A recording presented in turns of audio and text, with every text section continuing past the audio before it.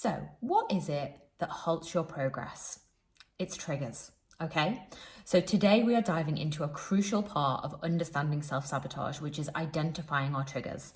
These are the moments that throw us off track, and often they are linked to our emotions, whether it be stress, boredom, social situations. It could be feeling happy, it could be feeling sad, it could be the environment that we're in, okay? And what we need to do is recognize the triggers, recognize what we usually do, and come up with an alternative that we can use in that moment.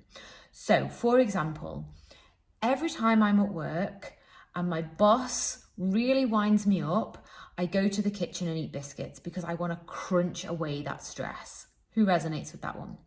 Or every time I get home from work and I see my partner hasn't done anything around the house, I feel so frustrated and let down. I open the fridge and start eating whatever's in the fridge because I want to block out those emotions. I don't want to have a big row, so I'm just going to eat to get rid of those feelings.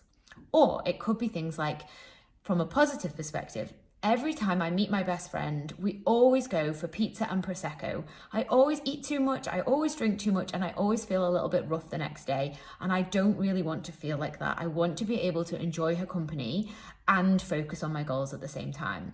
So there we can identify a trigger of stress in the workplace. So that's an emotion and the environment. It could be anger at home, again, environment and emotion. Or it could be from a positive perspective where it's a person and a situation.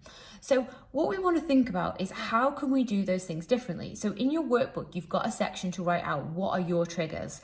And if you don't know them, what I would recommend is over the next couple of days, you see what things trigger you to eat. And the best question you can ask yourself before you eat to identify your triggers is, how do I feel?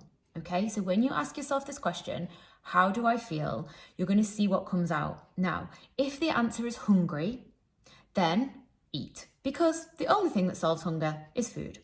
However, if the answer is something different, I am happy, I am sad, I am angry, I am peed off at the world, then it's saying to yourself, okay, this is an emotion and eating isn't going to solve it.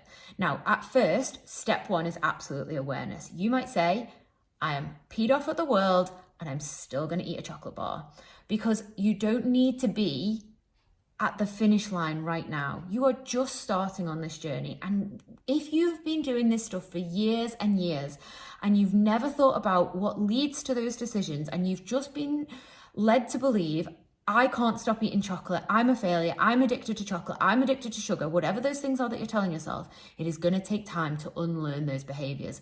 We need to learn what's underlying. So we're coming at this from the proactive instead of the reactive. We're not just saying, don't keep chocolate in the house, ban chocolate, or whatever your food is.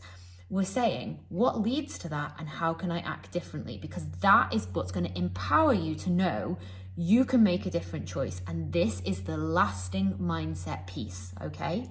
So what you're going to do is write down your triggers and get really, really aware of them. And then in the next video, we're going to talk about what to do as a plan B and how to overcome them.